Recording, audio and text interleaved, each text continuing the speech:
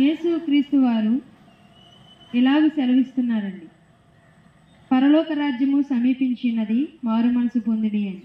ఒకానొక దినమున ఒక యవనస్తుడు ఆయన వద్దకు వచ్చి, అయ్యా, నిత్యజీవం పొందుకోవడానికి నేనేమి చేయవలను అని ఆయన అడిగి ఉన్నాను. యేసుక్రీస్తు వారు చెప్పి ఉన్నారు, నీ పూర్ణ మనసుతో దేవుని సేవింపవలను అని. అవునండి, అతని హృదయంలో అన్నిటికీ చోటు ఉన్నది, ధనముకు, కానీ దేవుని ఎడల అతనికి చోటు లేదండి.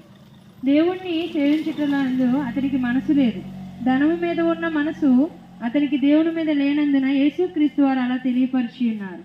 ఈ రోజున అన్నిటి యందు మనకు కూడా మనసు ఉంటుంది, కానీ దేవుని యందు మనసు ఉండట్లేదండి. కాలము సమీపించి ఉన్నది. ప్రభువారు అంటున్నారు, మారు మనసు పొందాలి అని.